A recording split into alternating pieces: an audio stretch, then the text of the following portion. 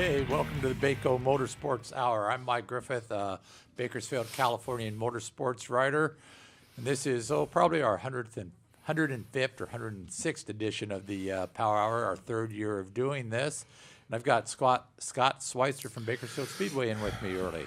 Morning, Mike. Good morning, Scott. Scott's fighting a cold on his biggest weekend of the year. Yeah, man. Not the time to get sick, but we'll get through it. Yeah, the 31st annual Budweiser Nationals coming up at Bakersfield Speedway. That's just kind of amazing. It is when you say that 31st annual. But we are fortunate this event was already in play and rolling along before I took over the Speedway, and we just continue it. So it's a great end of the year event, and really looking forward to this weekend. Yeah, and it was probably one of the first bigger dirt track races in the state, and pretty much everybody now tries to do big events in October just because it's the end of the point season, weather's generally good, and that's the time to do it. Yeah, the IMCA point structure finishes the last weekend of September, so then everybody with modified sport mods, those type of deals, are looking for, hey, let's change this, let's do this, and go race some open shows. So October's notorious for the open show season, so we're always the second weekend of October, so we're looking forward to it. I look forward to that, and generally somewhere around, it's a two-day show, Friday and Saturday, generally around 200 cars over the 2 days. Yeah, that's about the number we hit, about 2 days. But with the late models and the modifieds, they run two separate shows, which is good. They get a full shot on Friday, and then they start back over on Saturday.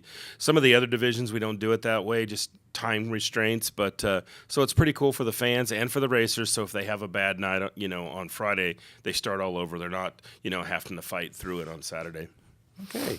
We'll talk a little bit about that more in the next segment, Bakersfield Speedway segment. We've had some other stuff to take care of in this first segment. We've been doing this thing here for decades at the Bakersfield, California, covering motorsports. And we're going to have a fast trip all-area team. Louis Amestoy kind of started that last season, and Fast Trip is behind it again. And so we're going to have the all-area team honor local drivers, out-town drivers who race here locally for their achievements, much like we do the prep guys. And it's going to be December 17th. We had about 50 drivers last year, and probably looking somewhere in the 40 driver range this year, maybe a little more. Quite a few from Bakersfield Speedway, all the champions. Anybody who wins 3 races on an oval track is automatically in. Big race winners are automatically in, which means somebody comes out of the woodwork and wins the Bug Nationals, they're going to be in the nice. In the all area team. That's cool. Gives a shout out to all the racers, the dirt track racers, motorsports racers and all that fact. So cool deal that you guys are doing. Give those guys a little love at the end of the season. Yeah. And when we roll on here, NASCAR rolls on with its Chase Series.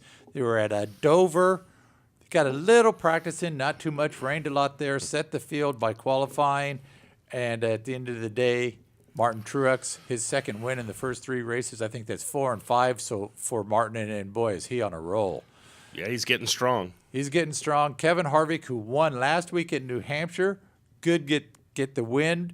I didn't fix this. He's Dover. He finished toward the end. Forgot to fix that slide, which was a good thing. We go back to New Hampshire, that he won at New Hampshire because he might not have made the chase. Right, absolutely. He needed that win, and he got it. He got that win, so he broke a track bar there and lost a ton of laps. Casey Mears finished 26th at New Hampshire, which brings us to the slide of the 12. Now we're down to 12 racers from 16, and you can see here that the bottom 4.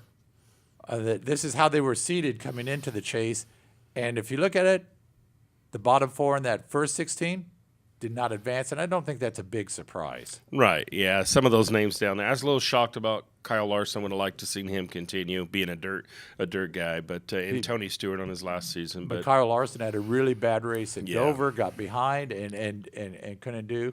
And we got the slide after this. Charmaine shows that it really doesn't matter 1 through 12 here, because look at the numbers. 300 is 3,000.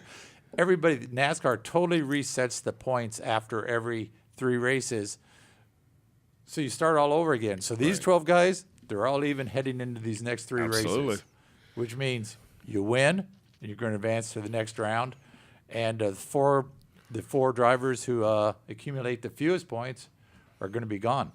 Yeah, I mean, it's a pretty cool deal the way NASCAR has done this. It makes it exciting. I mean, you basically got to win to continue, or you got to be strong. So you've had a great year all year, consistency and all that, but it all comes down to these final races. You've got to win or finish high to continue. So yeah, and it's going to be interesting. I know that there's a little Hurricane Matthew, big boy out there that's going to come up the coast, and it's right there. Charlotte's inland a bit, but you kind of wonder what it's going to do. Yeah. Oh, yeah, I definitely think there's going to be some effect this weekend on the race in Charlotte.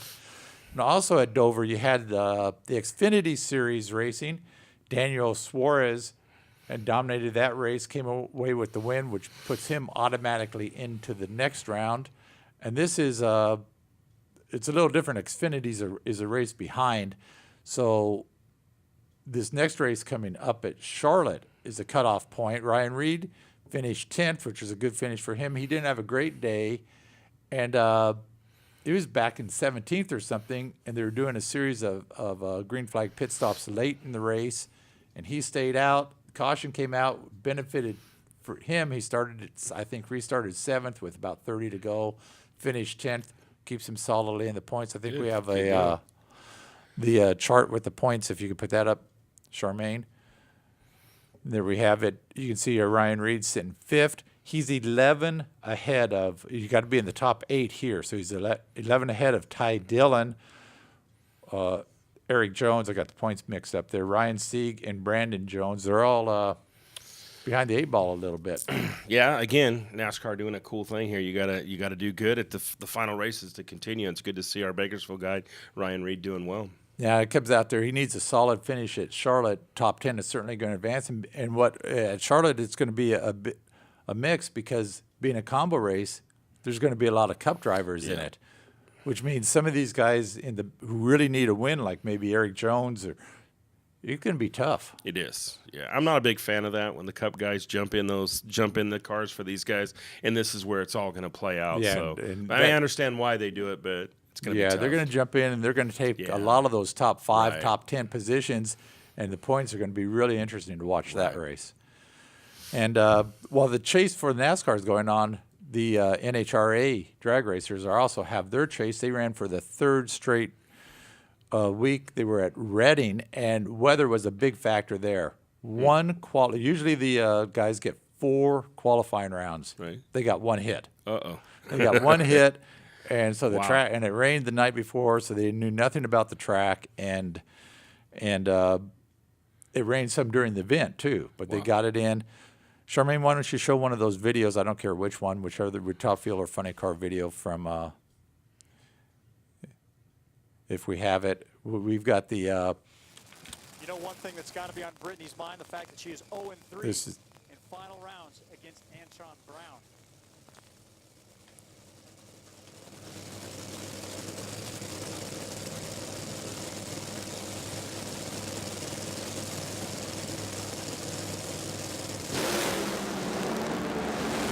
Brown away first, but it's going to be Brittany despite popping, banging, and parachutes coming out early. A very happy dad, sister, and mother celebrate at the starting line as Brittany gets her 3rd win this season. Congratulations to Brian Hewson, Alan Johnson, and of course that entire Monster Energy crew. Problems for both. First problem were with Antron. Well, Antron's car lost traction, but you can see that raw fuel coming out of Brittany's car. It put a lot of stress on the motor, and it actually knocked the parachutes out, but she kept her foot in it. In the final round, it's the right thing to do. Thank goodness she's in front of the motor. Charmaine, come on back. Well, Brittany, you got your 3rd victory on the season here today, and you guys started on fire, but you went through a summer slump. What did it take to get you guys back on track? Exactly. It feels so good to get that first win. Well, Charmaine, come on back from that, because I had the wrong video there.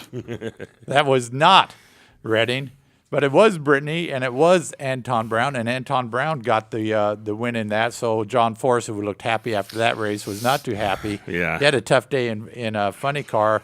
Antron Brown got the win on a hole shot, so really close thing. 6th win of the season for Anton, 60th of his career, and now he's 77 points up over Doug Coletta, former sprint car driver decades ago. Yeah. But the thing there is 77, that's almost 4 rounds of racing, 20 points a round in NHRA. And they had a little feature on Anton Brown. They give him a camera. They go around and do various things.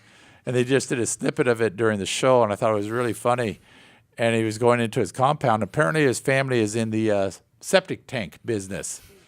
And so he puts the GoPro on himself and says, people ask me that if it's hard to stand in line and sign autographs all day. He goes, I'll sign autographs all day and all night because I pump septic tanks for a living. Yeah, he'd rather be he'd do that instead of going back to the family business. That's for sure. So good for Anton. Nice. He's still in the business, but he's not pumping septic tanks bet. anymore. But it's good to see guys who worked hard for a living, Absolutely, and go on and do well. And on the funny car side, Tommy Johnson Jr., Ron Capps met in the finals. Teammates, Tommy Johnson got the win over Ron Capps, and now trails Ron Capps by just 24 points, so barely over a round. So the funny car thing is coming down to a pretty close battle. Be interesting. They're off this week, and then they head to Texas, I think, a week from now. Then we had Formula One guys ran this weekend. Lewis Hamilton was running away with the win, blew up. The Red Bull guys finished 1 and 2, so Daniel Ricciardo got his first ever win.